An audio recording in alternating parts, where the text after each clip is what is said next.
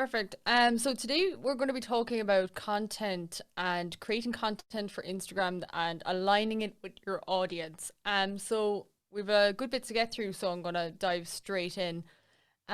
So a lot of people kind of mix up marketing and advertising, and that's a big problem on a platform like Instagram that's highly visual, where advertising is what you don't want to be doing, but marketing is what you want to be doing. So this is a quote I love from Thomas Levitt. People don't want to buy a quarter-inch drill, they want a quarter-inch hole. So people only buy drills because they need a hole in the wall or they need to hang a picture. They need to do something. And that is kind of where you see the difference between marketing and advertising.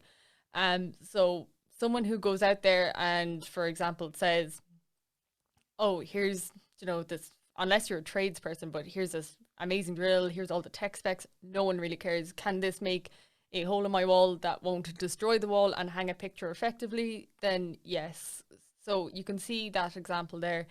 Advertising, so in other words, selling, is simply a tactic that comes under the umbrella of marketing, but a hard sell is consistently more likely to fail than a well thought through marketing strategy. That is particularly important when it comes to Instagram. So you really need to think about, how does someone feel when they use your service? And that is so important, especially on a visualized platform like Instagram, where you're not using words as much. It's very much a picture speaking 1,000 words for you. When you reflect back on the emotive or the feeling that someone has when they use your service or product, what is that? For example, when you buy new clothes, you actually buy an improved appearance. You could have made your old clothes do. When you buy a nice car, you buy status, but you could have gotten from A to B in any car. And same when you hire a wedding venue, you buy your perfect wedding day, but you could get married anywhere. So it's that whole concept of, what are you portraying in terms of an emotive feeling through your content, and not so much about what it is. It's about what you do, or what someone gets from it, and how it makes them feel. So you really need to be thinking about your product and service from the feeling perspective, especially on Instagram. So I'm just going to show you this quick example here to reflect on this. But when you need a new laptop, and say for example you have $1,500 to spend, and you know it's a little bit of a chunk of money, you any amount of money most of us spend, especially if it's higher, we justify it. We have to justify it to ourselves. I have to be able to say to myself afterwards, yeah, that was a great idea. Even if my partner is looking at me with like I have 10 heads, that was a bad spend. Once you justify it to yourself, that's it. That you're sold on your decision. So you have to be able to say to yourself, when you're displaying your service, how is it going to be easier for the person who is going to invest in that, to think to themselves, that was money well spent. And I'm going to show you here, and this is kind of almost the textbook example, Mac versus Microsoft.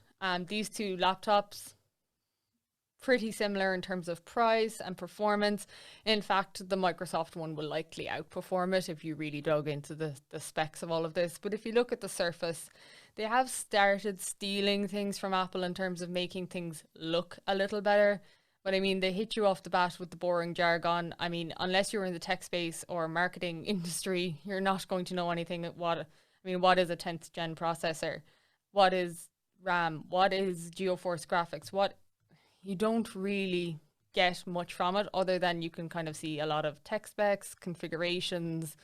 Oh, you get, what even are these bits and bobs? You don't really get a huge amount. And then down at the bottom you have this horrible amount of text on battery life and all of that. Technically a better laptop, but bring yourself over to the MacBook Air, which is a similar in pricing. You get this much different feeling to it. Okay, M1, small chip, giant leap. You don't need to know what it is. You just know it's better than whatever they had before. Devours tasks, sips battery. The visual side of all of this, like, you can see that gaming works. 18 hours battery life, it charges up as you flow through it. No fan, no noise, just air. All of this visual element. And I'm reflecting on this purely because we're talking about Instagram too, because all of this is showing us not telling us. And that is very much what Instagram is about.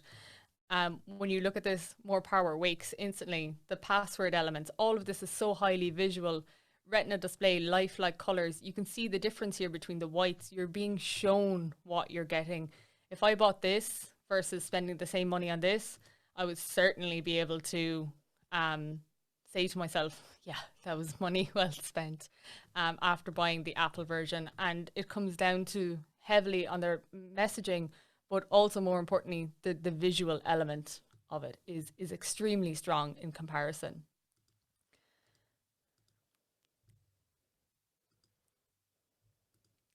So how does that translate on Instagram? So here are three posts that I have pulled from Canva. They are three Canva templates and they are all what I would describe as fluffy posts. Happy autumn, everyone. Everyone sees that on Friday. Happy Friday, everyone. No one cares it's Friday. It's that kind of content. Sale 30% off, now available online, free shipping. These are all just sales posts or else fluffy content. Someone made happy autumn or happy Friday to fill a slot in their feed more so than trying to provide any value to anyone. However, in the same breath, I downloaded these three from Canva. And these three are helpful pieces of content or social proof or something that is actually going to resonate with people. So, for example, social proof can never be undervalued, even though it's a touch on the sales side to a degree. But I always think that social proof kind of wins no matter where it is. This one here in the middle, a modern minimal brand colored palette, that would be perfect for someone like me to post. I could just take that and post it and probably get a decent amount of interaction on it. Here's a great way to bring your brand to life if you're looking for new colors. And over here on the right, instead of just talking about a product, it's a play on it. So like we didn't have Happy Friday or Happy Autumn or whatever it is this time around. We've Happy Valentine's Day and a little bit of a joke around the product. Then I love you more than burgers. So you get this kind of playfulness to it and the red buns then. So you need to be thinking about it just a little bit differently. Don't default to a template because templates are extremely important when you're rolling out content at volume especially, but you can think more strategically than resulting in these kind of fluffy washy templates in particular. So this is an example. So I ran this a few weeks ago for Cork Chamber, and they've kindly allowed me to keep this example in the presentation. But I took one of their posts, and you can see here that was the post and the caption underneath. And you can see instantly why people would switch off to this post. It was regarding a circular economy for SMEs program. It was actually a training course. Would you believe you'd never get that from looking at it? But prominent logos switch people off very quickly. You don't need to have your logo everywhere. I'll show you the next slide is my variation on it, so you can see how I made changes to that. What is the circular economy or program? If you didn't know, I actually had to ask them what it was, even though in reality, the concept of it or what it is, I was quite familiar with. It was just the terminology around it. It's outside of my field of expertise. If you give me marketing jargon, I'll be able to decipher it in contrast. And equally then the caption. Are you a business owner that wants to differentiate yourself from the competition and win more business? And then they talk about sustainability. No one wants to interact with sustainability to win more business. They want to interact with sustainability because it makes them feel better about themselves and their input and their footprint on the world and the footprint that their business is having on the world. And by contrast, sometimes that can feed into ethical consumerism. Yes, I can understand that some businesses may be in the mindset of, if we do an element of green, then we can tap into this ethical consumerism. What's different to sustainability, that's kind of navigating yourself into greenwashing, which is a slightly different, that's not what they're trying to promote here either. So they're not impacting the business problem and not the human problem. You want people to feel good about helping the environment. And also they put the link in the caption. And one thing about Instagram is that you can't use links in your captions. You have to keep your link in your bio. To that though, you can put multiple links in your bio. You can use a service like Linktree. There's plenty of them out there where you can use multiple links in one place. So you can use a service like that. But this is just an example of someone who they're using Instagram. It's great, but they're not using it effectively. In contrast, I pulled again a template from Canva and I sent them back this. So this gives a different bit of life to it, I guess. So how do people feel? So I said, why not pull a testimonial? There's plenty of people who engage with them. Our business is thriving since we moved to a circular economy focus. It feels good to be part of something bigger, doing something good for the world as well as our business. They could have easily gotten a testimonial from someone to this effect. Someone feeling very empowered, being showcased, noted the word program so that people would understand that it was a course of some sort. I've included this arrow here, and I love including this in a lot of posts because what I love is creating multiple images because you can use them kind of like a slideshow on Instagram, which is great. And then down here on the bottom left, what you can see is I minimize the logos so that they're not at the top. What you always want to remember when it comes to design, and one of the biggest things I learned that has stood to me in the world of design, is that people read from the top left, right. They read and downwards. So they read left to right and down a page. So no matter where you put information, people will go to that top left corner first, because that's how we've been taught to read. In contrast, in Japan, they will actually start on the opposite side.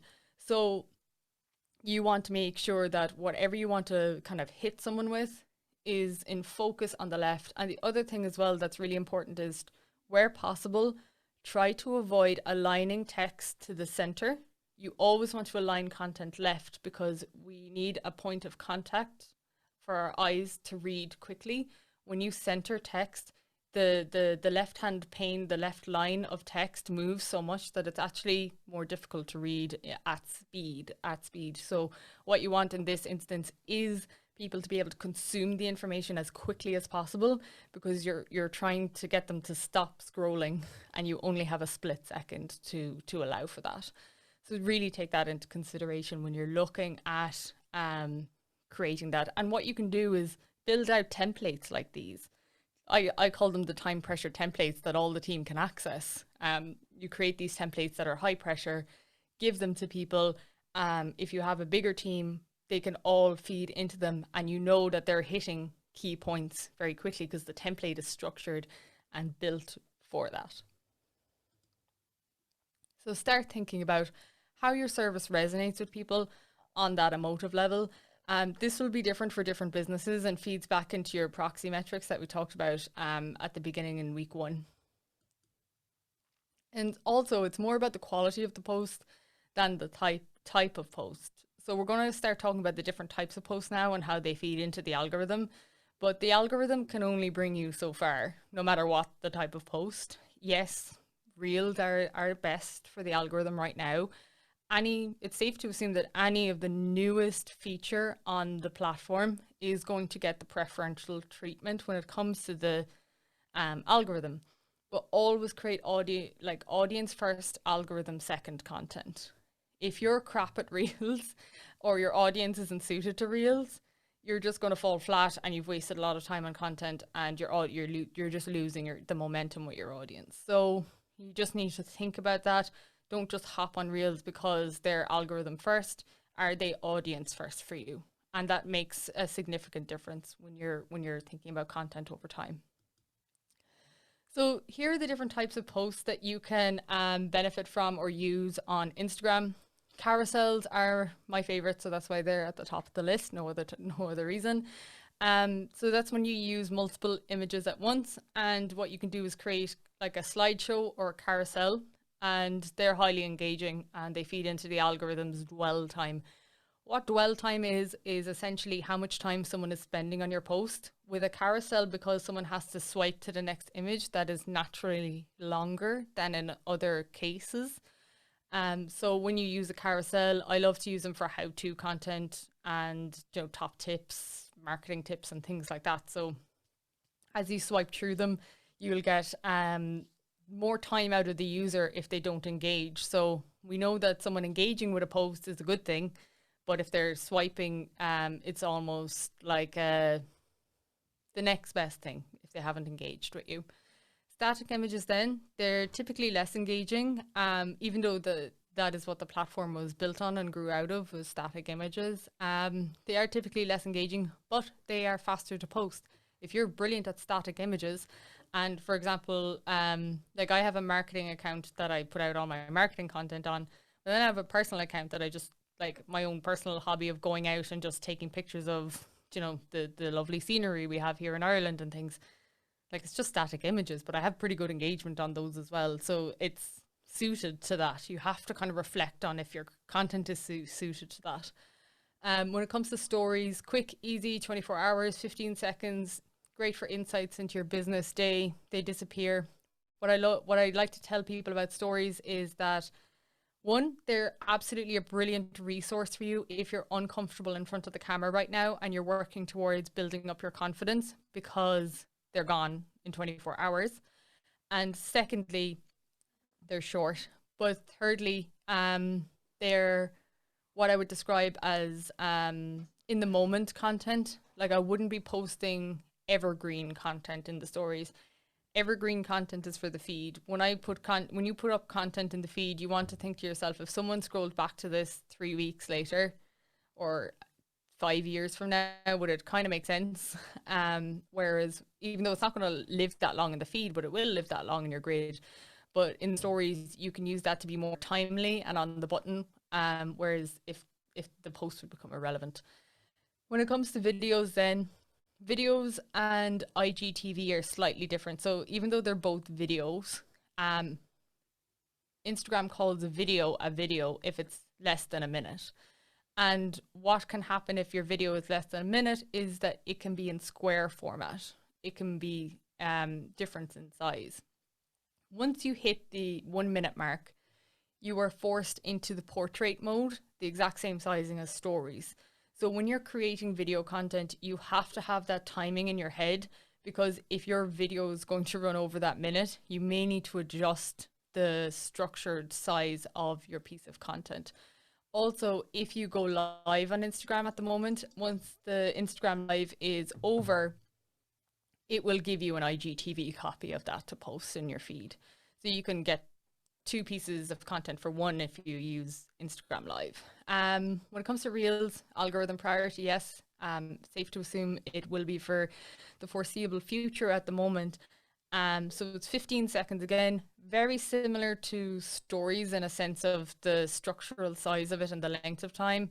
They're broadening the length of it at the moment, but it is basically TikTok. If you've downloaded TikTok, you can just safely assume that anything on TikTok is just going to resurface on Reels eventually, or people will recreate the content for Reels.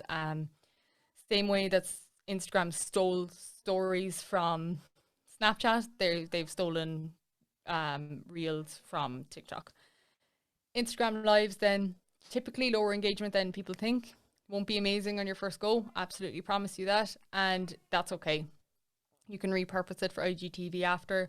Typically, lives get really low numbers unless you're just got really phenomenal numbers on Instagram. Like the last one I did, I think there was like 9 people or something. But then afterwards, it had a reach of, I think, about 12 or 1500 once it was posted as an IGTV. So it was still worth doing it. It was just a recorded live. So certainly keep them in mind. So these are the dimensions you need to be thinking about when it comes to Instagram. 1x1 is square, 4x5 is a little bit taller, and 9x16 is your story height. So story, Reels, and IGTV fall into the yellow category, feed fall into the blue category, and your grid falls into your square category. What you want to think about here, though, is that if you post a piece of content, say a reel, and it somehow ends up in someone's feed, they're only going to be able to see the blue section unless they click into it. So what happens is that if you're recording something and you put a piece of information in the yellow, they can't see it. It's cut off unless they click into it. With IGTV, it's the exact same. They're only seeing the 4x5 in their feed until they click into it and they see the full yellow piece. On your grid, they're only seeing the square if they click through to your profile. So what you want to make sure is that your key information is always in the red block. if it's okay, it can go into the blue if it's like, okay, that'll just be seen in the feed. It's not going to be the thumbnail or the cover part on my grid. So what you want to think about is really keep your key information into the red section, and you can broaden it out into the 4x5 and 9x16 where it's a little bit less irrelevant. When you're kind of in the talking head video style of content, your yellow content to the top and bottom should probably just be a bit of space above your head, and whatever is reaches below wherever the blue line stops. So that something is there, but it's not like if someone misses it, they're not missing a key piece of information. So you really need to think about your dimensions. It's really important when it comes to Instagram. It is probably the one place where dimensions need to be thought about more so than any other platform. Square is typically a safe bet. Like your red zone here is always going to be okay. Your blue zone is always going to be okay in the feed, and then like the yellow is where things can get messy, with the exception of stories, because stories are independent of the feed. So I'm going to start showing you here some tools of the trade. So these are places and things that I use to create content. So there's 2 slides here, but I have them open in my tabs here, so I'm going to go through them one by one. The first one is Canva, and Canva is probably the one we all know, the one we're all familiar with, the one we probably open all of the time. And Canva is fantastic, but what a lot of people don't recognize when it comes to Canva or realize is that if you have the premium version, and I would always recommend getting the premium version of Canva, if nothing else, it's only, I think it's $11 a month or something like that. It's extremely cheap for the amount of power it has and what you can do with it. So I've removed client logos here just for their own privacy, but you can upload your brand logo, your brand colors, your brand fonts. You can just upload them in there, and then you can use any template and adjust it to the color set. So you can use Canva and make it perfectly tailored to your brand, no problem whatsoever. So Canva is a really great tool when it comes to creating content for your audience. The next one I love is Placeit. This is really good if you are into drop shipping, if you're doing any sort of clothing, first of all, or if you're just looking for creating kind of funky Instagram stories. So this is I did my thesis in college for my master's degree. I did it on drop shipping, and I used this to create all of the content for the adverts, because you can just upload your image.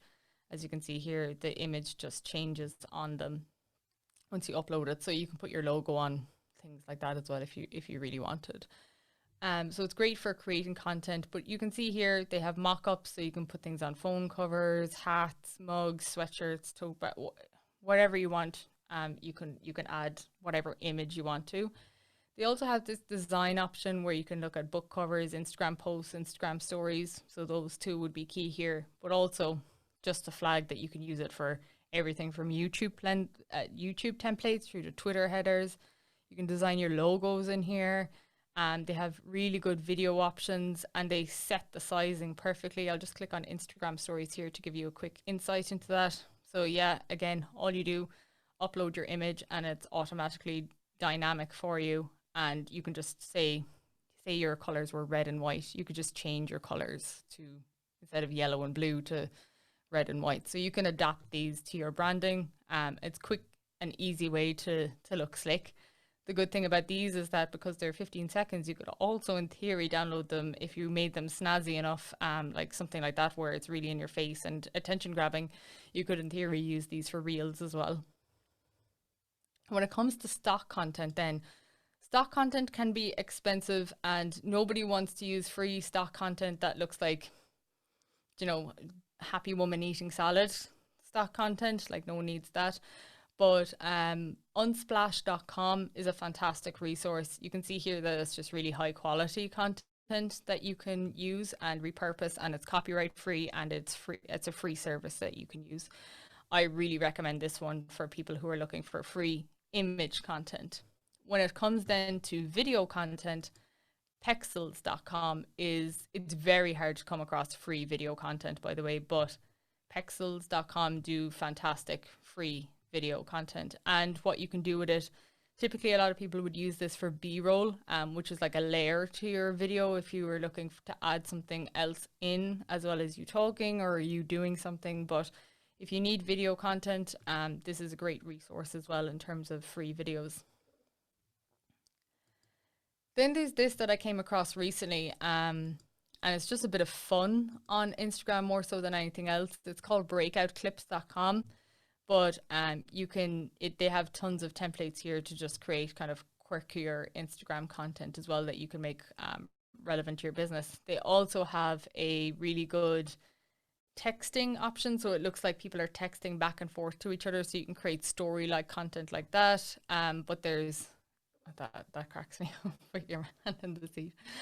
But there's lots that you can get out of Breakout Clips. It's new, it's kind of expensive, but between me, you can go in, edit it, and just screen record it if you're really pushed. So there's lots of stuff there. Veed then is the tool that I use for creating all of the Instagram content that we put out, or I put out for anyone. Craig is going to love this example. But Veed is fantastic because you can just upload a video, add in your background. So I just put the blue in the background, popped in a title, and it has this subtitle feature that you can just hit create subtitles. It will do the subtitles for free, and it will do the sorry, not for free, but it will do it automatically. It'll auto-generate them for you. You don't need to write them. Yes, you need to go back and fix them, especially as I've learned if you have a Irish accent, but as a general rule, like when I subtitle it for Craig, usually it's like 95% accurate. So you can go in and you can just add your subtitles like that. Always remember that people are typically navigating the platforms with the sound off. So it's in your best interest to add captions. Veed is also $11.99, I think, a month. That could be in euros, so it might be slightly different in dollars. But yeah, it has all of these different things, little elements even, like say for example, if I wanted to add a loading bar so people would know how much of the video they have watched. Let's say I want it in a different color. You can edit that, and as you can see, as you go through the video, that will, like, you can use these little engagement features there. They also have like a circle variation of that. I can also add emojis. This one is what I see a lot of people using at the moment is just using a static image and putting the audio to it for a podcast. And you can add in the audio waves. So as someone's talking, the audio wave will move as the audio moves. So you can kind of get that little bit of animation over a static image if you're in the podcasting space. So that's a helpful option there. They've added some nicer ones in there too. You can also add filters. So if you wanted to make things any different, you can from the video upload, you can use that as well, and you can just draw on it. So it has these basic tools so that if you just kind of upload your video, you can just fix it and push it out very quickly without playing around with these kind of really heavy platforms like Photoshop and Premiere. Don't get me wrong, those are like the creme de la creme of content creation, but if you're just churning out content, these are the types of tools you need to be looking at to make it kind of quicker, easier, and much more kind of user friendly almost, because the Adobes of the world, if you're diving into content creation for the first time, they are certainly not user friendly to get started with. But something like this is. This also helps you iterate really quickly too. Like when we're testing stuff, we're putting a ton of variations and iterations out, and like doing that in Photoshop or something else is just really, really hard to do. And this allows us to basically look like total pros and just spend minutes doing it. You still have to have the underlying video in this case. Like I record this video on my computer using QuickTime, but then handed it over to Jen. It's just like, boom, it's live before you even know it. So it's a really good stack to use. Yeah, it's handy. It really is. And the good thing about this is that you can size it. So say for example, like this is set to square because I knew we were putting it out in the ads, and I wanted it to fit in lots of places without having to worry. Again, back to my dimensions and that grid I was showing you. But say if we wanted to be an IGTV, so we needed it to be the same size as a story, it's only a matter of clicking that and just moving the subtitles accordingly. So now I know that in this instance, like this is probably give or take still roughly the square in the middle. So I know that that information is still going to be set, and I don't need to worry so much about the content above and below in this instance. So you can it's only a matter of click of the button, export, change the size, export. So you're not like going back in and editing over and over and over again, because that becomes quite frankly painful. Then Capwing. Capwing is, again, you can, oh, I need to upgrade my account apparently. Capwing is very similar to Veed. I'm not paying for Capwing since I've paid for Veed, but it is almost identical. But you can get away with a few videos for free, or I think up to 20 minutes, which is longer than vast majority of us would need. So you can actually record in the app. You can add, same as, it's pretty identical to Veed in terms of you add your text, images, scenes, audio, subtitle elements. You know, you can add all the same bits in.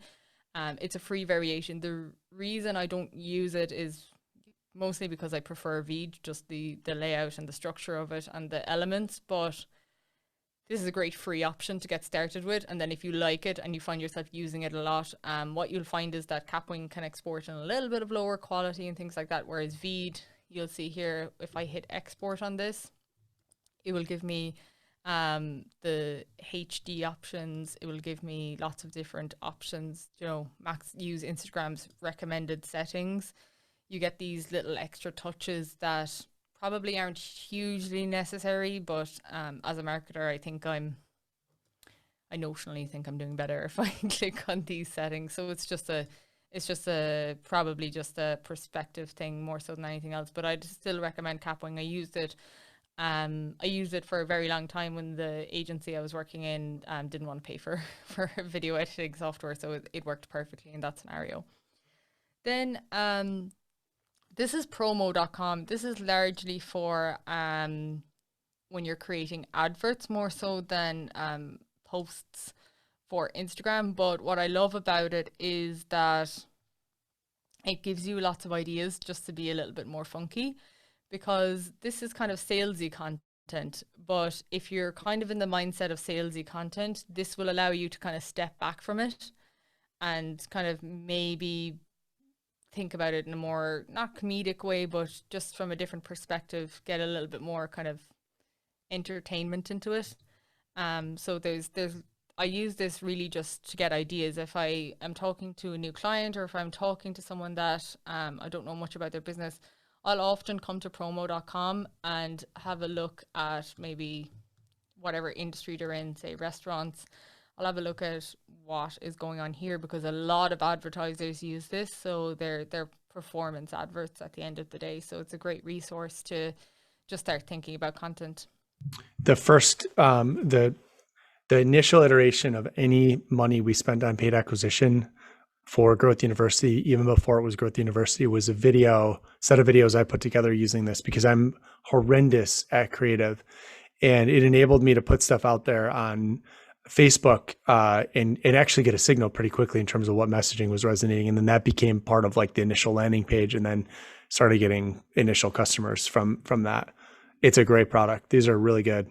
Yeah, the team who put these together clearly iterate based off of what's actually working when people use them. There must be no other way to it. But then the last service here that I use is Envato Elements. And this is a gold mine. If you're using Shutterstock, or if you're using any other stock service that you're actually paying for, I would recommend, like most of you are founders, and so I would recommend this for everything, not just Instagram, but this is just a gold mine. Back to my thesis in college, I used this to build a website. I've built entire businesses purely from Envato Elements. You can get everything here from your WordPress templates. I actually think our first iteration of the new WordPress site came from here as well, before we switched to the template we're on now. But you go through these iterations, but you can build an entire site. You can just download these and upload them into WordPress, and you can import the demo content that you're seeing here. And you can click live preview. I know some of you might be interested in this, but you can see here, this is what it'll look like as soon as you import it. And then you can just edit out the text and images. So it's a very easy way to build a business quickly. You can also get like 3D images, which is great if you're looking to put elements into imagery that are a bit more realistic. They have a huge range of fonts. So if you're looking at font design for your Instagram feed or for your brand, that is going to stand out and be completely different. Like you can get these really nice ones. Like if someone was exactly like that in kind of a rustic-y brand style, you can get some fantastic things here. You can also get your photos. So it has a full stock service that is really good. Presentation templates, then you can actually get your Google Slides, your PowerPoint slides, everything you can imagine in here. The graphic templates though are probably my favorite thing for Instagram, because what you can look for is what's called Instagram puzzles. With an Instagram puzzle, they give you, like, I'll just click into one here at random, but you can see how the blocks come together. So you have 15 posts that are preset and you just change the text. You just changed what's in them.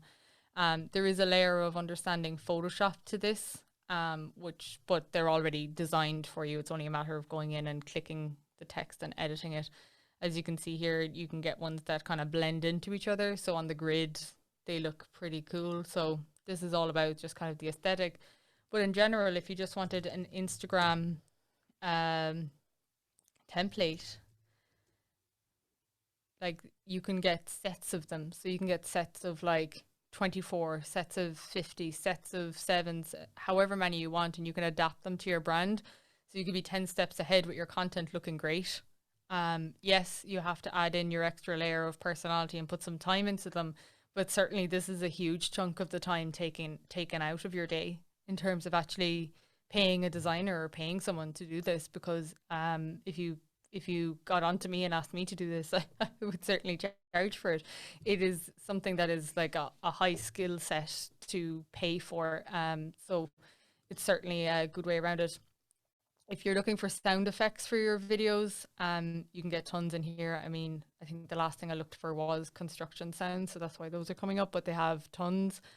You have music, so your stock music.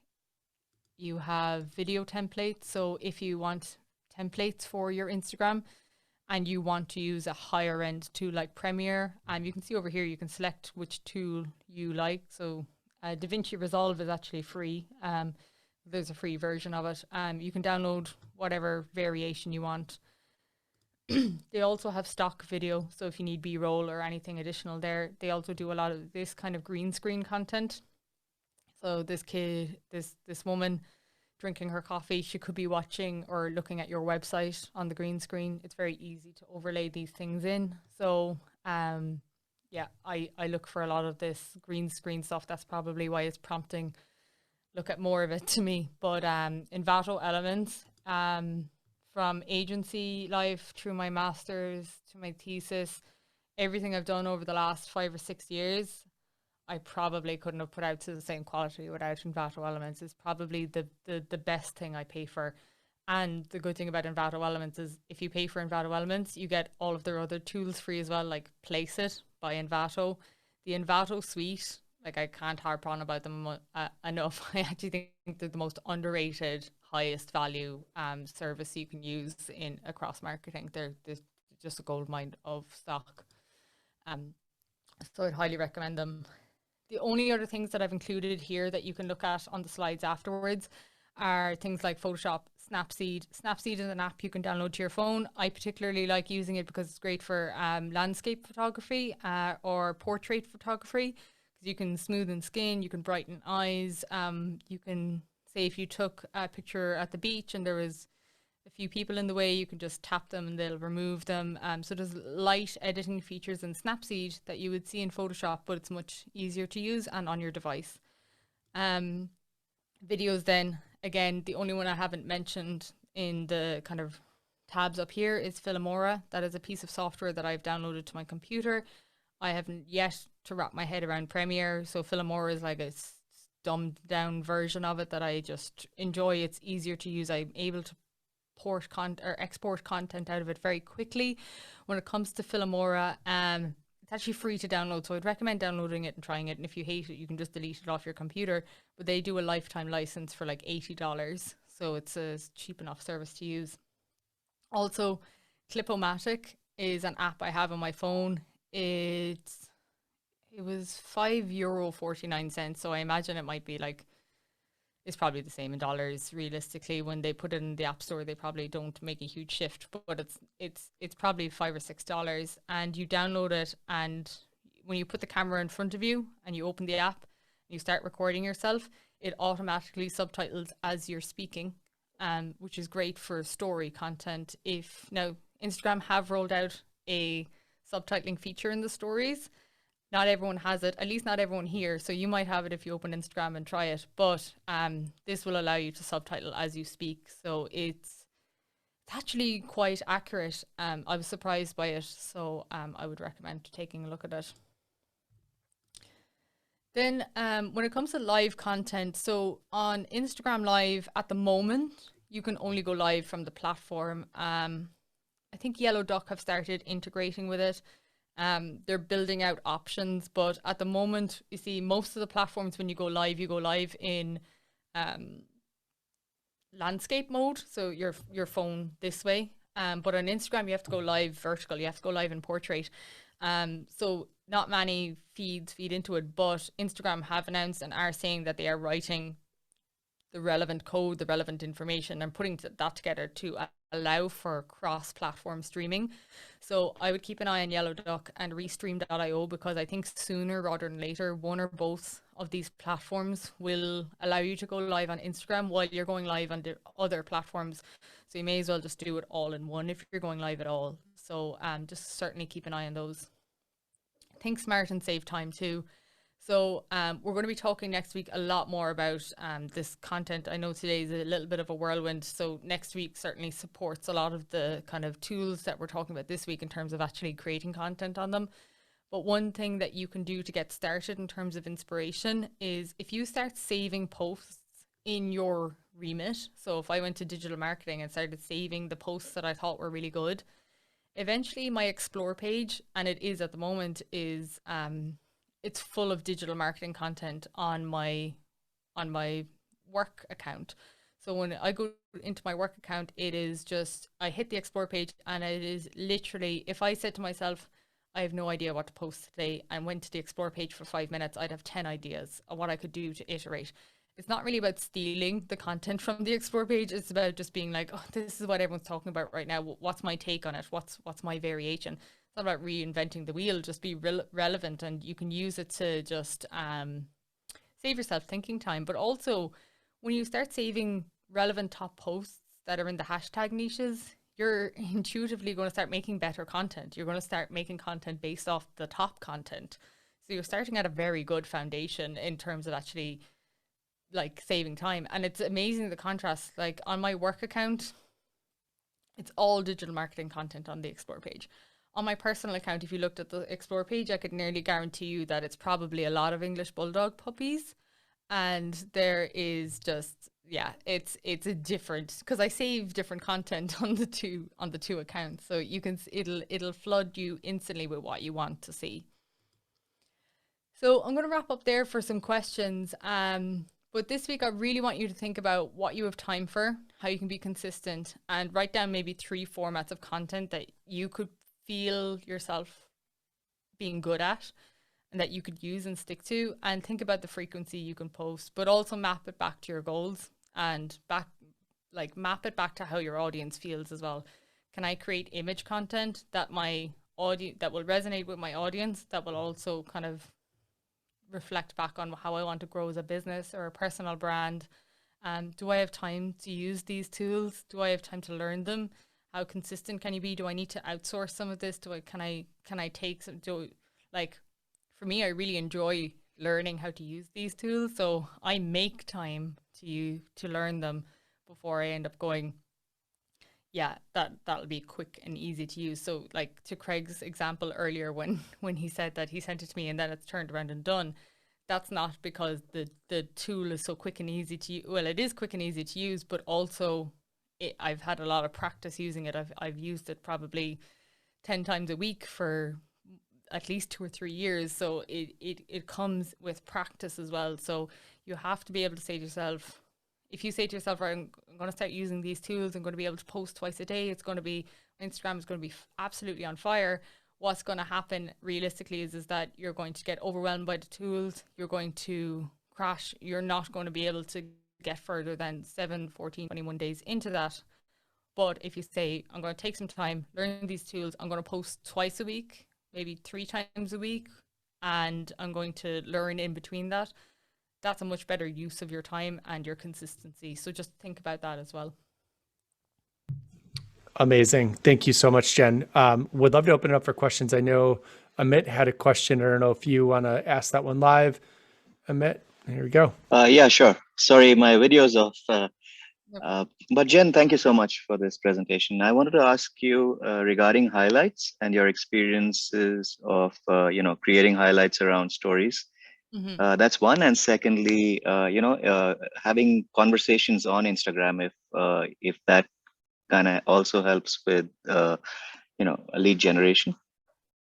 Yeah, so just to the highlights question first, they are great, but what I would always say is try to make those highlights part of the evergreen content. They're kind of coming back into the feed when you take them away from the stories and create a highlight of stories.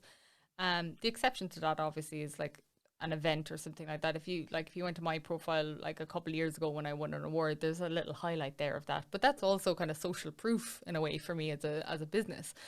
But things that are highlights maybe shouldn't be like something that was only relevant to January 2021, that if someone goes back through it, that it doesn't it becomes really out of context. You'd have to use them as you kind of there's a layer of common sense, I guess, with them in terms of how you're going to really use them. Now, what I love businesses using them for is like frequently asked questions, contact information, or maybe podcast snippets, and they have them nicely branded and highlighted. So there's different ways you can think about them, but I think a lot less people use them than people think across the board, but they certainly add an aesthetic to the page.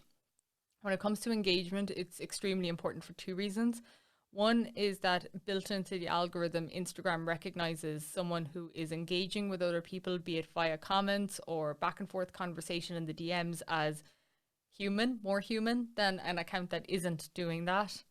So it's a hugely important element in terms of Instagram recognizing you as a kind of more valid or more human account than other accounts. Now, I think sometimes, actually, interestingly, you will see businesses complain that they might be getting some sort of like negative backlash from Instagram just for being a business. And typically that's not the case. What's actually happening is that because they've set a business account, they're not acting as kind of human as they would normally. So it kind of impacts the algorithm from that perspective. So it's hugely important. What I like to do, and I'm going to go into it next week, is make a list of 10, 20 people that are really relevant in your industry, turn on notifications so that you know when they're going to post, and you can go to their profile and turn on the notifications specifically for them. And then when they post, I try to comment something that's really highly relevant to them, and fingers crossed that they would pin that comment to the top so more and more people will see it. So you can use it kind of strategically as well, but I'll be going into that in more detail next week as well. All right, thank you. No problem. What other questions do we have? I've got one for you, Jen, if nobody else does. Sure. Okay. So we are creating all this video content. You're creating these images and other things. Is there a way to basically create one video? Let's say I create a 30-second video and just have it go live, the same video go live on Instagram and TikTok and all the other native platforms. Like, can I just record it once and put it up? I know it's kind of a dumb question, but I'm actually not sure how to do that. In theory, you can. And there's 2 sides to it. So one, you could hold your phone out in front of you, record something, and use your phone to go manually into Instagram, manually into Facebook, manually into TikTok, and manually do that across the board. That is actually best practice because it's native to each platform in that scenario. But you can also use tools like Canva has just come out with a scheduling tool. There's plenty of them out there lately.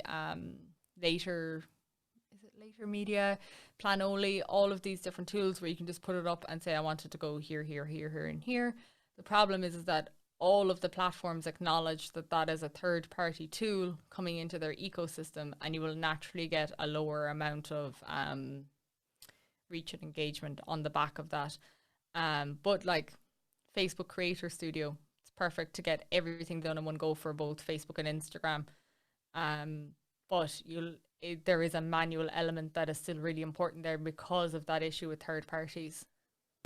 Yeah, interesting. Okay, so it's basically one video could be used for multiple channels, but you're just going to be uploading it manually. Yeah. And then where's the post-production happen? Then if you looked at like Vid and Veed and all these other platforms, is that, do I first record my video and then I use Veed and then I post it to Instagram and then I post it to TikTok? So basically like, do I use those natively on my phone or do I use those on a desktop? Yeah, so once you download it on Veed, you can export it to your device or you can export it to your computer. It just depends on what tool is your distribution preference more so than anything. But right, everything is mobile first. I mean, Instagram and everything is going to be mobile first, so it's easier. I just find that I export it, airdrop it to my phone, and go from there. Yeah. That's the easiest way. But next week we'll certainly be talking about, like, this week is kind of the tools. Next week will be like, okay, we're going to create and distribute a lot more from there. Sounds like I got to brush off my Instagram account.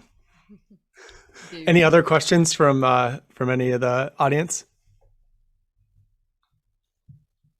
Cool. Well, we'll post the recordings up, and we're actually going to transcribe all this as well. So we'll get that done. I can't guarantee that'll happen this week, but we're going to start to transcribe all of the content that we're putting up for the folks that can't attend live. It's a little harder for them not to be able to participate in Q&A and stuff. So we're going to work out through those details.